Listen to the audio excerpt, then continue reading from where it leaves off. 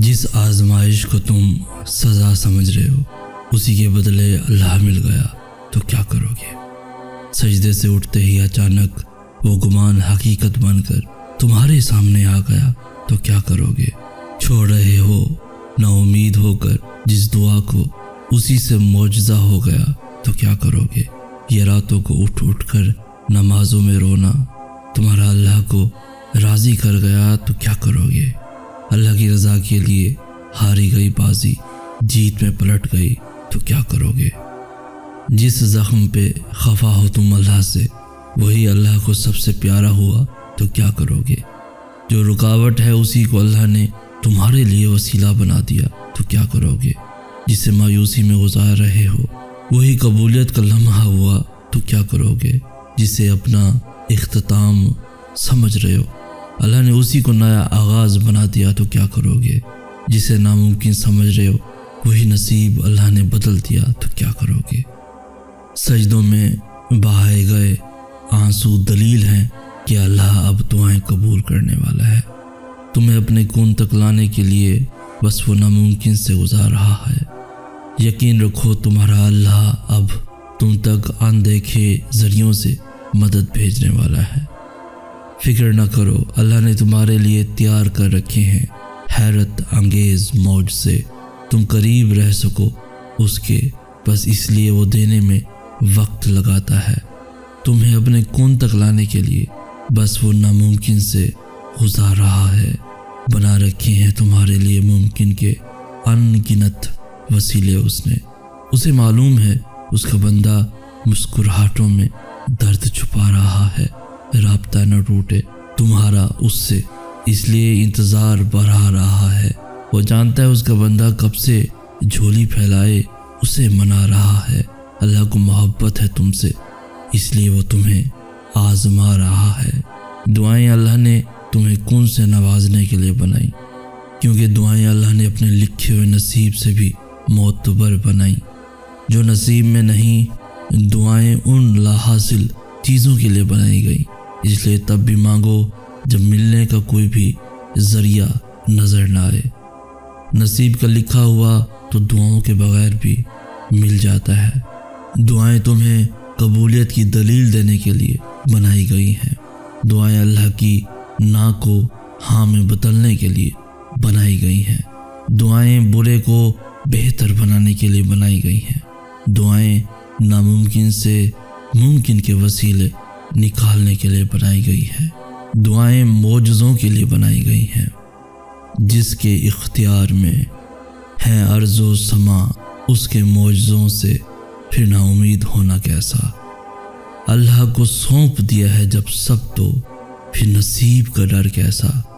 زمین کے وسیلے ناکام ہو جائیں تو عرش سے مدد آتی ہے، تو پھر تہجد کے سجدے کے بعد بھی دعاؤں کی قبول نہ ہونے کا یہ گمان کیسا۔ اللہ کے لیے تو سب ممکن ہے، ناممکن وہ بات تمہارے لیے ہوگی۔ وہ تمہیں منانے کی توفیق دے رہا ہے اگر تو اس نے تمہاری ماننی ہوگی۔ وہ خود کہہ رہا ہے تم سے کہ میری مدد قریب ہے۔ آزمائش میں ڈالنے والے نے اس آزمائش سے نکلنے کی تدبیر تو کر رکھی ہوگی۔ دعا کی ترکیب دینے والے نے قبولیت کی ترکیبیں بھی تو سوچ رکھی ہوں گی۔ دل میں چاہ محبت ڈالنے والے رب نے نصیب میں بھی تو گنجائش رکھی ہوگی۔ منا لو اسے، ابھی وقت ہے، اس نے کہانی ختم نہیں کی ابھی۔ مت ہو پریشان، اس نے تمہیں کن کا معجزہ دکھانا ہے ابھی۔ وہ دعائیں اس لیے نہیں بدل رہا کیونکہ اس نے انہیں پورا کرنا ہے ابھی۔ وہ اس لیے دیری کر رہا ہے کیونکہ وہ تمہیں مزید سننا چاہ رہا ہے ابھی۔ ہو سکتا ہے اس چیز کا تمہیں ملنا بہتر نہ ہوا ہو ابھی۔ سن لی گئی ہیں دعائیں، قبولیت کا وقت نہیں آیا ابھی۔ ہو سکتا ہے تمہاری چاہ کو ہی اللہ نے تمہارا مقدر لکھا ہو۔ دل نہیں بدلا کیونکہ اللہ نے تمہارا مقدر بدلنا ہے ابھی۔ تاخیر ضرور کی ہے اللہ نے، پر اس نے انکار نہیں کیا ابھی۔ مایوس کیوں ہو، اللہ کا فیصلہ تو آنا ہے ابھی۔ تم سوچتے ہو کہ تاخیر کا مطلب ناممکن ہے، حالانکہ تاخیر تو اللہ کی مہلت ہوتی ہے، نہ کہ تم اسے اپنی رضا کے لیے منا سکو۔ اللہ قبولیت کے دروازے تب تک تم پر بند نہیں ہونے دیتا جب تک تم اس سے مانگتے رہتے ہو۔ بہو عبادت کی طرح محبت میں جب نیت ایک دفعہ باندھ لی جائے تو ارد گرد دیکھا نہیں کرتے۔ وہ تو تمہارے بہائے گئے ایک بھی آنسو کا صلہ ضائع نہیں ہونے دیتا، پھر کیسے ممکن ہے کہ وہ اس امتحان کے بعد تمہیں خالی ہاتھ چھوڑ دے؟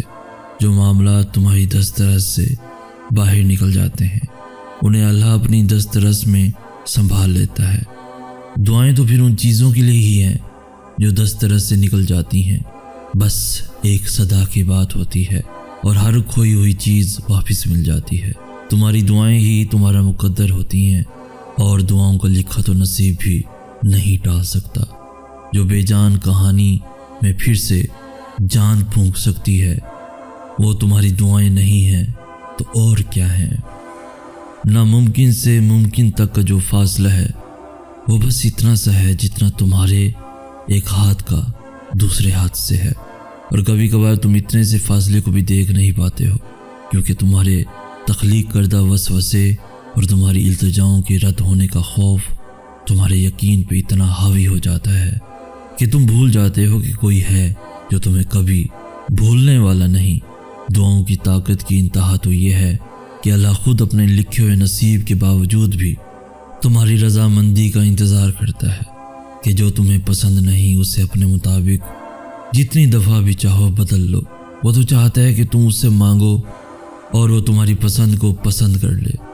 تمہیں لگتا ہے وہ تمہیں تمہاری رضا کا ایک قطرہ نہیں دے سکتا؟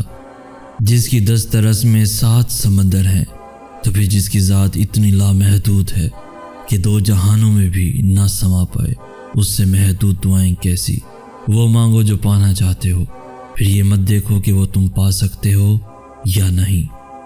تم توکل رکھ کر چل دو، منزل کا فیصلہ رب پہ چھوڑ دو، اور جلد ہی اللہ تمہارے لیے ایسا معجزہ بھیجے گا جس کی نہ کوئی حد ہوگی اور نہ ہی کوئی اختتام۔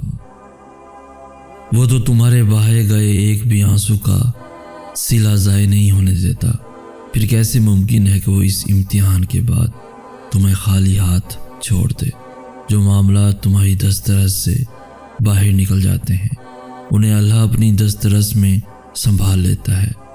دعائیں تو پھر ان چیزوں کے لیے ہی ہیں جو دسترس سے نکل جاتی ہیں، بس ایک صدا کی بات ہوتی ہے اور ہر کھوئی ہوئی چیز واپس مل جاتی ہے۔ تمہاری دعائیں ہی تمہارا مقدر ہوتی ہیں اور دعاؤں کا لکھا تو نصیب بھی نہیں ٹال سکتا۔ جو بے جان کہانی میں پھر سے جان پھونک سکتی ہے وہ تمہاری دعائیں نہیں ہیں تو اور کیا ہیں؟